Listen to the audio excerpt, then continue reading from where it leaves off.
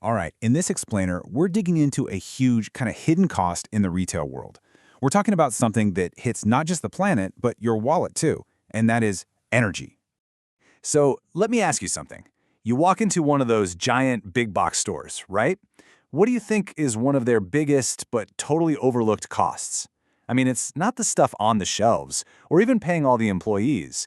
It's actually the insane amount of energy it takes just to keep the lights on and the doors open. And that really gets us to the heart of the problem here. This massive, often invisible cost of energy that retailers are dealing with. I mean, just think about how huge the retail industry is. You've got your department stores, your massive supercenters, and those warehouse clubs that are literally the size of airplane hangars. The sheer physical footprint is just gigantic. So what does all that space mean? Well, it means a crazy demand for energy. Just picture it, all those lights on all day long. Huge HVAC systems pumping out AC or heat for millions of square feet, not to mention the distribution centers humming along 24/7. It all adds up and fast. Okay, so here's the kicker. All that energy use creates a major financial risk. You know, retail is famous for having super slim profit margins, right? So for them, a rising energy bill isn't just annoying. It can seriously threaten their entire business. And if that wasn't enough, there's even more pressure piling on. We're seeing new regulations aimed at greenhouse gases, which, surprise, surprise, makes old-school energy more expensive. So now you've got this extra layer of risk, both financial and regulatory, that these companies have no choice but to face. So, okay, this is a pretty complex problem. How is anyone, an investor, or even the company itself supposed to get a handle on it? Well, what you need is a guide. You need a common language, a way to talk about this stuff that's clear, consistent, and lets you compare apples to apples. And that's exactly where something called the SASB standards come into play.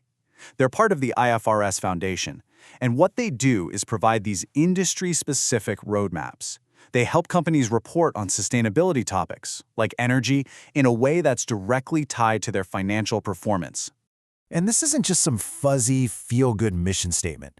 It's a really clear four-step thing. First, you get descriptions to find the right guide for your industry. Then, it points out the key risks and opportunities. Step 3, it gives you specific metrics to actually measure how you're doing. And finally, it lays out the technical rules so everyone reports the same way. It's all about making things crystal clear. All right, so we've talked about the why. Now let's get into the how. We're going to look at the specific numbers that actually make a company's energy use visible. You know, something we can all understand. And boom, here it is. This is pulled right from the standard. For retailers, when we're talking about energy management, there are three main things they need to report. 1, their total energy consumed. 2, what percentage of that comes from the regular power grid. And 3, what percentage is from renewables. And look at the units, gigajoules and percentages. Super specific, all about the hard numbers. So that first metric is really the big one, total energy used, and they measure it in something called gigajoules. Think of this number as the company's total energy footprint. It's everything, the electricity they buy, the fuel they burn on site, the whole shebang. It's the starting point for everything else. Okay, so once you've got that total number, you got to slice up the pie, right? How much of that energy comes from the normal power grid? And the really important part, how much of it is coming from renewable sources? This is how an investor can look and see, hey, is this company actually serious about shifting its energy sources, or are they just talking? And just to make sure everyone's playing by the same rules, the standard gives a super clear definition of what renewable even means. We're talking about energy from sources that basically refill themselves. You know, wind, solar, hydropower. This is so important because it stops companies from greenwashing, just saying they're green without actually being green. It keeps everything consistent. Okay, fine. Companies report all these numbers, but so what? Who cares?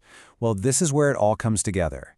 We're going to connect this data back to the one thing every business cares about, the bottom line.